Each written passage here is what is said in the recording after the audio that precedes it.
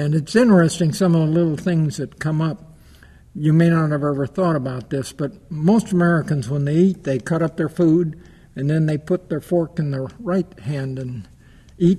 They warned us not to do that because the French underground helped get a lot of our people out. Some people joke about the fact that the French, got soundly beaten by the Germans in the early stage just because they didn't realize how strong the Germans were. But those underground people in France were really courageous.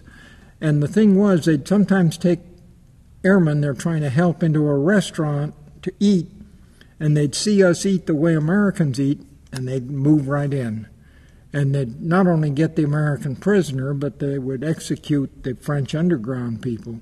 So we got a real lesson on don't eat your normal way. You cut up with a fork in the left hand, and you eat it right there with little things you don't think about until you get involved in them. We lived in Quonset huts, and they weren't the greatest, and they were coal-heated, and we never seemed to have enough coal.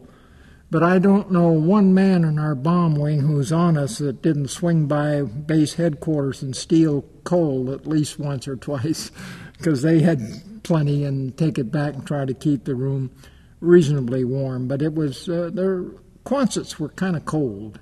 I remember on the side of ours, too, they weren't Quonsets with soft, they were hard shell, and we wrote our missions right above our bed, each one of us, that we went on. So you could, whenever anybody did get shot down, you could see how many missions he'd had right up to that day.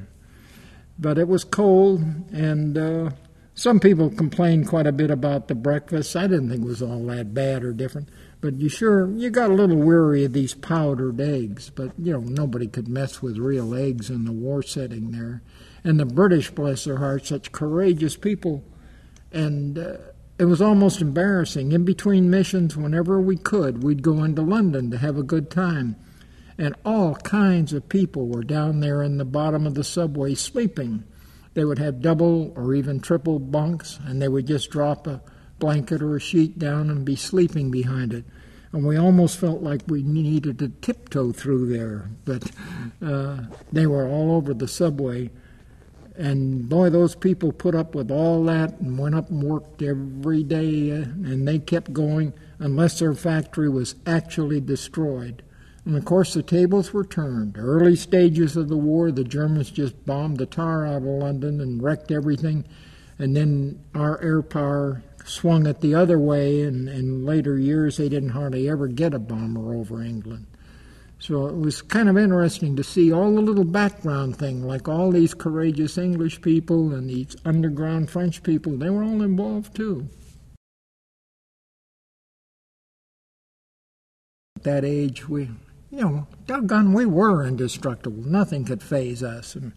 And interestingly enough, when you finished 35, they would take you up with an expert group of doctors and other people that would watch you to see if you might be material for a lead crew position for another 5 missions. And I was positive I was going to pass that, and I flunked. And I thought, I don't know what I did wrong, but who knows? And, they know what they're doing. Well, it turned out it was the medic that flunked me. And I thought, well, how does the medic know whether I'm good or not?